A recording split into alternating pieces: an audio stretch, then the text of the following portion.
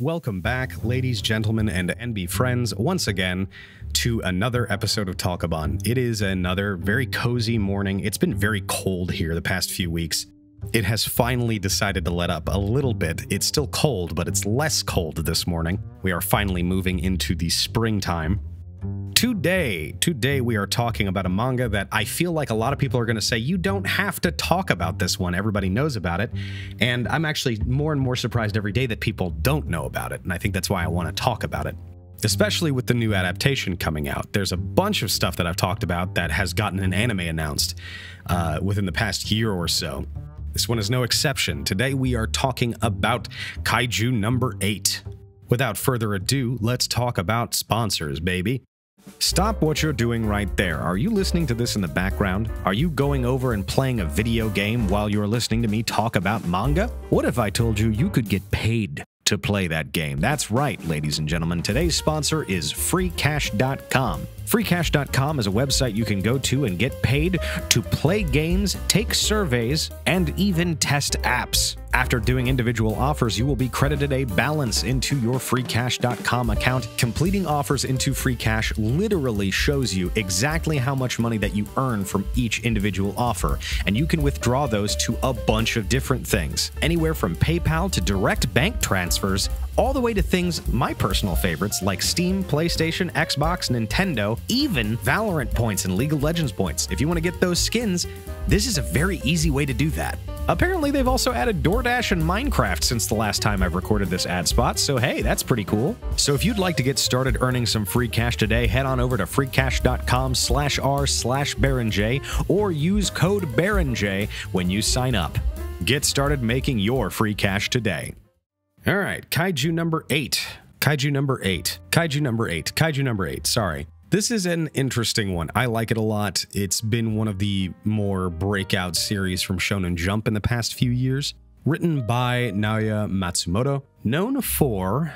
the hell is Pochikuro? Oh, Pochikuro and Neko Wappa.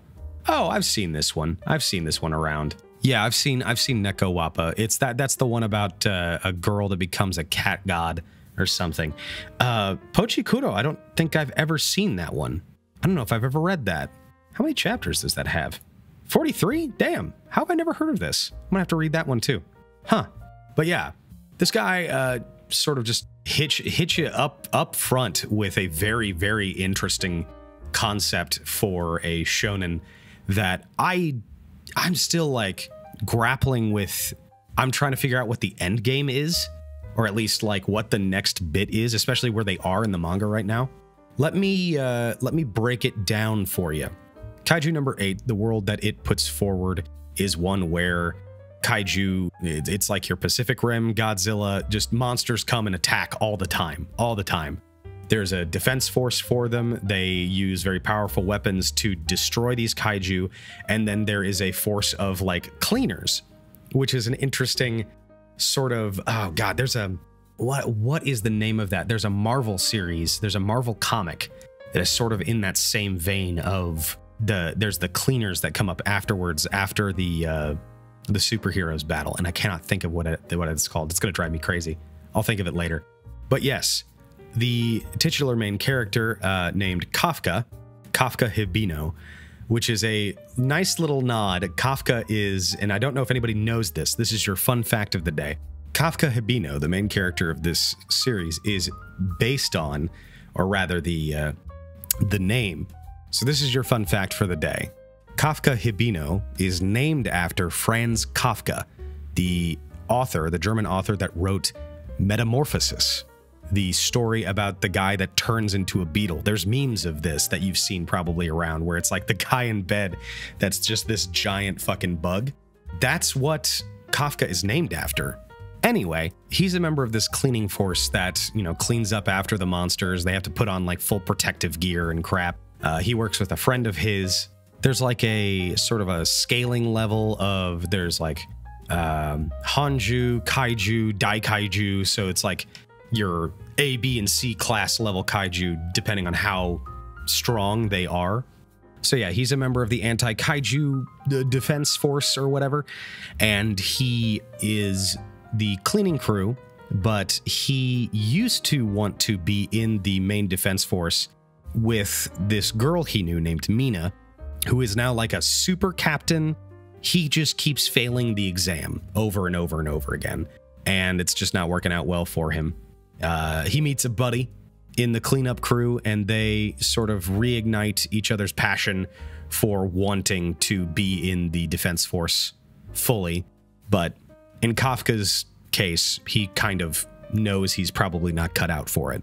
However, during that night, after they talk about that for the first time, a tiny little kaiju fly guy just goes straight into his mouth and just like enters his body, and he wakes up, turns into this like humanoid tiny Godzilla man. Like, that's the best way I can describe it. It's a really cool design. It's a really cool idea. He turns into a miniature human-sized, but with the strength of a full kaiju. And what's really interesting about this, and I totally misinterpreted it the first time, when they name him Kaiju No. 8. That's his code name. When they name Kafka in his kaiju form, when the defense force sees him and goes, okay, we got to name this guy, they name him Kaiju No. 8, which led me to believe, and I thought, oh shit, this has happened before. There are 7 other people that have been infected by kaijus, but that's not what it is. I'll tell you that straight up front, because I was immediately like, oh, that the implications of this, what if this is like an invasion from within? It gets to a point kind of similar to that, so I won't dissuade you from that. But after that, he sort of discovers this newfound strength and decides to reapply for the Kaiju Defense Force, keeping his form a secret because he still has that strength that he can draw upon. From there, it becomes a fairly standard shonen with a bit more of a militaristic approach, kind of the same world building slash thought process that I think the author of World Trigger was trying to put forward, but with a little bit less of the sort of detail put into the minutia of how every single little thing works. No disrespect, that was one of the better parts of World Trigger. I just think with this, with Kaiju No. 8, the thought process is guy turns into miniature Godzilla. That's just cool. Let the cool come through. You know what I mean? Yeah, it's a really interesting story. They're up to, let me think, how many chapters are there now? Where's my phone? I can tell you. 120, and I'm not sure. Okay, no, it's 101, because some of those are middle of the month sort of just art posts. That's right. So yeah, 97.7. Okay. Or 97.1 rather. Some of those are just art posts and little like 4-coma chapters that sort of intersperse some of that stuff out. So 101 chapters, nothing to shake a stick at. That's pretty good. It's a pretty long run so far. It comes out on a semi-monthly basis, and now there's a short story that's a side story that they're also working on that I believe is about one of the captains. I actually have not read that yet. I'm sort of letting it come out so I can read the whole thing at once. But overall, the story that they've put forth in this run is just really, really, really good. I like it a lot. Very unique concept from the jump. Haha. Haha. From the Shonen Jump. I kill me. Overall, from just a story perspective, yes. Big recommend. I like it a lot. I like the nods to like old sci-fi literature. It's very, very nice. But let's talk about the art. We always have to talk about the art because that's like one of the main things to talk about with this manga. So there is something to be said about 2 different dynamics that we see in Kaiju No. 8. The first is the sort of shonen battle side of it, where they're the humans are fighting the creatures, and then there's the other side, which is talking about the creatures themselves and how they look and how they're designed. So first I'll talk about the sort of humanoid fighters. The Kaiju Defense Force has a very, very interesting design to how some of their like battle suits and things work, and how their melee combat is sort of related. So how the Kaiju Defense Force, how they work, and I love the concept of this, Every member of the Kaiju Defense Force that is on the main fighting force uses the remains of Kaiju to fight. So they like strip the teeth off, they strip some of the bones down and whittle them into like exoskeletons that the fighting force uses to boost their strength and speed and all of that, which is a very cool, like from a mechanical standpoint, that's kind of sick. I like that. That's really cool. They also fashion weapons from these creatures, like individual strengths and things like that. The melee combat using the weapons are really, really well drawn, very dynamic action. There is a sword fighter that shows up later on that has a lot of really, really cool panels in a fight that lasts about 4, 5, 6, maybe chapters. It's pretty good. I like it a lot. There is a section where our main character, Kaiju number 8, is fighting the sword guy, and I don't remember what chapter this is from, but it's a really cool shot where he strikes the sword out of the guy's hand, and the handle is in like the foreground of the shot, and it's just spinning, and you like see the weight of the hit in front of it. Such a cool way to like display the force of the hit without, you know, giving the actual moving image. Such a cool idea. For the most part, all of the human combatants look very similar in their uniforms, but there are those that are a member of the like elite force that use different weapons. I won't spoil who they are or how they work, but their weapons, their abilities, that kind of stuff is just cool as hell. You've got your standard guy with 2 swords. You've got a little girl that uses just a giant axe. Let me be real. Let me say it here. Shout out to tiny women that use big weapons. It's like one of my favorite tropes. It's so cool every time it happens. Give me a like 5'4" short stack girl with pigtails and a battle axe that's twice her size. That's all I want. That's the coolest shit in the world. And then let's talk about the other side of this, which are the creatures and how the creatures are designed. Let me tell you, not only does Kafka have a really cool design, he's just like this skull attached to a Godzilla humanoid body that there's just like way too much teeth. It looks really sick whenever he fights. He looks like an Oni almost with the mask sort of skull and all the power and the smoke and stuff that's coming off of it. I believe that is what the sort of design is based off of. Sort of this mixture of Oni, Godzilla, and Kamen Rider type deal that this guy's got going on. The monsters themselves are just really wicked looking. Like the kaiju themselves, even the dead carcasses that you see in the background. Matsumoto has this innate talent for drawing these really cool, like fucking gnarly looking creatures. And the viscera and sort of just gore fest of it all in some sections is, I'm going to use this word and I don't mean it in the way you probably think you think I mean it.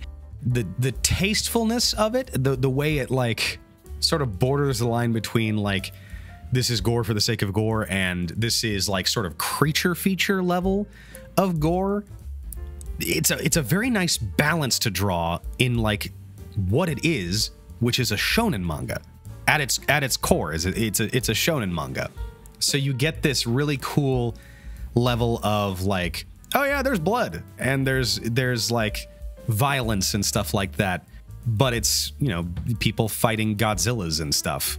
There's a certain level of viscera that you are expecting, and that is what you get without it being too over the top and just like Sam Raimi levels of.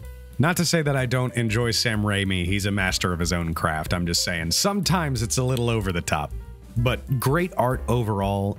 Going back to the plot, I think there are a lot of very well written pauses in some of the ends of the chapters where you think things are going wrong and then somebody shows up or something happens. Matsumoto does a very, very good job of making you forget about characters until they're there and you're like, oh yeah, holy hell, what are they gonna do? Stuff like that.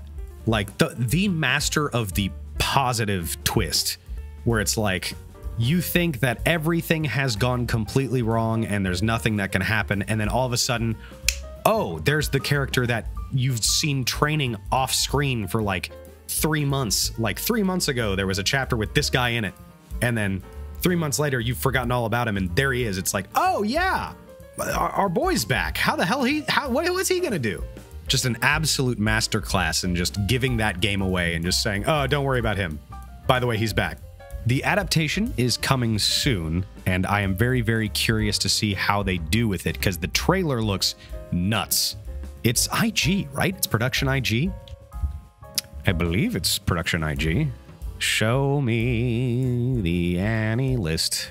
It is production IG, and it comes out in a month and a half. Good Lord. Also, good God, this manga has over 11 million copies in circulation. That's absurd. That's crazy. To summarize, yes, I highly recommend Kaiju number 8, especially with the adaptation coming out. It is well worth a read. Chapters are hefty, but on the shorter side, and they're pretty easily digestible. Think an average reader could probably get through it in a couple of days, honestly. If you're pretty voracious, maybe if you're a little bit more of a conservative reader, it might take you a little bit less than a week. I don't think it would take that long to read this. And also, it's still ongoing, so once you get caught up, it releases on a semi-monthly basis. Just a very, very good new series from Shonen Jump. I'm a big fan of this one. All right, that's all from me. Thank you for showing up to my little manga corner.